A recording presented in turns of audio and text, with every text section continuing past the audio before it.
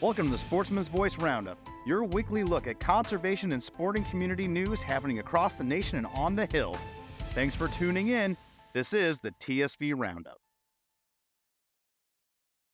Welcome in, ladies and gentlemen. It is 2026. If you can believe it, we are back on regularly scheduled programming. This is the Sportsman's Voice Roundup, your weekly look at conservation news from across the nation for the week of January 12th, 2026.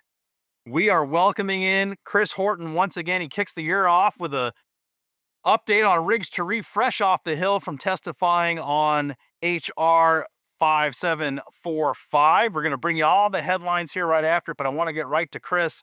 Like I said, down in Capitol Hill, fresh off his testimony. Chris Horton, welcome to 2026, and thanks for kicking us off. Give us the update on the hearing. How did everything go? Yeah, thanks, Fred. It's great to be back, and we're hitting the ground running early in 2026 with a hearing on Reefs, which we've talked about this program many times. It's something that's been a CSF priority for a long time, and we're finally kicking off, getting them moving with this hearing. And the hearing went well. I think it was an opportunity to really talk about the value that these structures provide from a fisheries, not just a attraction, but a productivity standpoint. And so my fellow panelists were able to emphasize that as well. Dr. Greg Stuns from Hart Research Institute there at Texas A&M Corpus Christi. But no, I thought it was good. And I think there were a few members on the panel that really hadn't read the bill or understand the program, which is understandable because they're not from the Gulf region; they're from other parts of the country. But there seemed to be some confusion as to whether this was a new program, but it's not a new program. Reefs have been around since 1986, when Louisiana first codified their program. So what we're trying to do is just make this program more efficient so that we can keep more of these structures out there. But again, a hearing, that's the whole purpose of it, is to understand where there may be some concerns and be able to educate them on why those aren't actual real concerns, or in a few cases where we can make some tweaks to make the legislation better. But we're in really good shape. We're hoping to move this to markup before too long, and really get it moving and to the House floor, and find a. We're working with folks on the Senate side to introduce it over there too. So anyway, excited about it. Obviously, this is something that we've been working on for a long time, and people have heard us provide many updates on it. But just like with any legislation, sometimes it just takes a lot of work to get that wheel really moving, and grease it well so it can get to where it needs to go. For those lawmakers that weren't as brushed up on the topic, what were were there common questions, common threads there, concerns or intrigue there? Kind of give us a flavor of how the hearing went. Yeah, some of them. I mean, a lot of it is they see the oil and gas companies getting a financial benefit from the Reefs Reef program. And there's no question that there is some cost savings, but the oil and gas company still has to pay for the reefing of the structure, which is not cheap at all. And the savings that they get from reefing in place or reefing versus taking to shore and scrapping, they split that savings with the state natural resource agency for fisheries conservation and creating other artificial habitat for coastal restoration. I mean, the state's fish and wildlife agencies use this money for enhancing our fisheries. So it is a win-win in funds or monies that those state natural resources agencies wouldn't have without the Rigs to Reef program. So I think there's a little misunderstanding there. This isn't a big windfall for the oil and gas industry. Does it save them a little bit of money out of a lot that they're spending on decommissioning? Yeah, it saves them a little bit, but they share that savings with the state natural resource agencies and those of us that fish and enjoy our coasts. Yeah, and that's obviously a big point.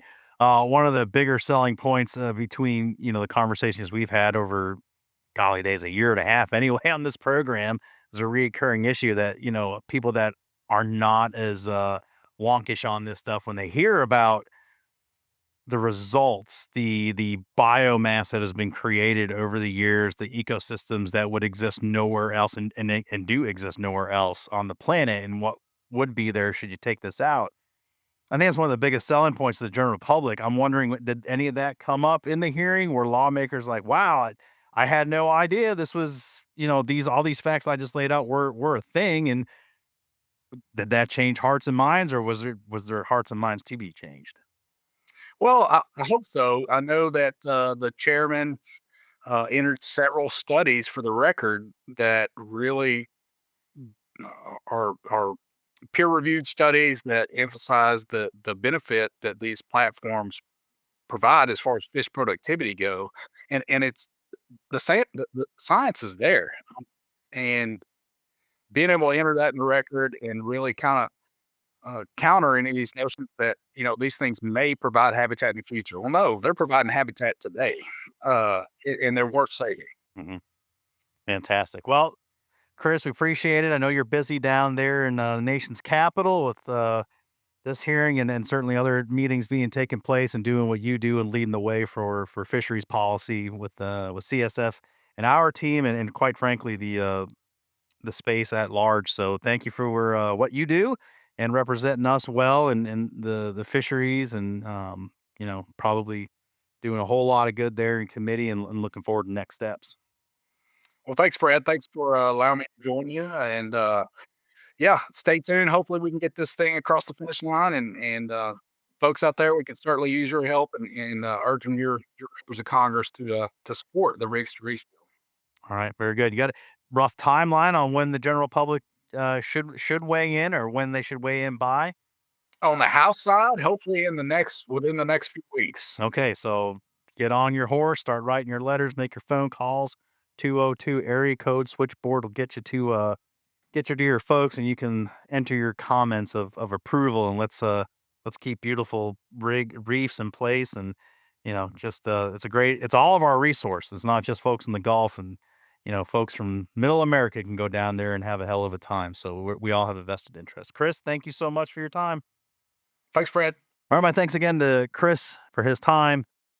Like I said there, he is busy down there, so to get a couple minutes with him on that update, fresh update is great of him. All right, our other headlines, folks, as we kick off 2026 here, and again, inviting you all to read along or go in and do the deep dives here by going to congressionalsportsman.org, congressionalsportsman.org. Sign up for the EPUB TSV newsletter. Comes out every Monday unless there's a holiday, and then we punt to Tuesday about 5 p.m. Eastern. That'll hit your inbox, and it is free. So let us check out what we're leading off with here in 2026. You just heard from Chris on the Rigs to Reef. CSF, we just released our 2025 annual outdoor heritage report. You're going to want to check that out. An update on our new 2026 board of directors here at CSF. CSF leading cross-sector coalition push for Senate action on the Fix Our Forest Act. Legislation to update the Georgia Outdoor Stewardship Trust Fund up for consideration. We talked about that at the end of 25. A new governor and renewed enthusiasm in New Jersey. That is exciting. The potential. Not going to come into that Pollyannish, of course. I know I have a tendency to do that and get real excited. But yeah, new leadership in the executive office there in New Jersey. New Jersey, a great state for outdoor recreation and what all the outdoor community gives back and provides that state. So Christian Ragosta will bring us some potential upside to a new administration. Wisconsin Sportsman's Day. Sportsmen and women gather for a camo day at the Capitol. Idaho Fish and Game Commission proposes restrictions on technology allowed for big game hunting. Going to get into a more detailed conversation on that in coming feature episodes with the COO of Wild Sheep, Corey Mason. So this will dovetail nicely with that. And finally, on a sad note, CSF mourning the passing of the founder of the Congressional Sportsmen's Caucus and CSF former Congressman Richard T. Dick Schultz. So all those articles there, all the in articles linked, folks. When you go there, get that free resource. You can click through those, do more homework, do a deeper dive, and get boned up on the conversations. Again, welcome to 2026. We are off and running. I will tell you, obviously, you heard from Chris. We got some federal issues we're working. The House Natural Resource Committee's got some great social media, especially, I find their Instagram pretty good. So you can go there and see the stuff that we're participating on, stuff that CSF's leading the way on. See some of our CSC leadership there, and again, just kind of supplement what we're doing here and seeing more stuff in real time. I can tell you in the state houses, holy smokes, it is kicking off and it's kicking off fast. Lots of positive movement for our space policy wise, things that the team's working on. We're out swinging a second year in a row with CSF policy that is a priority policy for us. That, as we said last year, we're coming out swinging and not being on our heels and being proactive with what we're trying to do, working with our sportsmen caucuses there in the state houses, and certainly more to come, more reporting to come on that. But we are, like I said, it is moving at a rapid fire pace, and we're excited about it. This is exciting work. It's a lot, but we see through this work and this advocacy and working with our caucuses, the dividends that paid off before 2025, definitely last year with our proactive policy, and we look to repeat that again in 2026. Make sure you're tuning in for the next few weeks. Every Thursday, we are going to drop a feature. So we're bringing you conversations from the 2025 NAS Summit in Memphis, Tennessee. All relevant topics that are going on at the federal level, things that are going on in your state house. So I invite you to tune in to that. And like I said, here we are, January 2026, and we got plenty of content programming for you through the next 6 to 8 weeks, and continuing on. We thank you for continuing to listen to us, bringing us along for your day, your listenership, your spreading of this program here, and allowing it to be a resource for the professionals, the folks that are into this stuff, the sporting conservation community, and certainly for the legislators that are tuning in, utilizing us as a resource to help be more informed in your decision making for sportsmen and women issues. That's going to do it for this show. As always, CSF is your inside connection to outdoor legislation. We will see you tomorrow for a feature, next Wednesday, as always, for the update. So long. Thanks for joining us on this edition of the Sportsman's Voice podcast. Ladies and gentlemen, your support is crucial, and you can help us out right now by leaving a review, filling in those 5 stars where available, sharing this episode with friends and family, and engaging with us socially. CSF can be found on Facebook, Instagram, and X, formerly known as Twitter. Together, we can protect the outdoor sports we love and continue to keep you informed wherever you are. That's it for this week. Until next time, we'll see you later.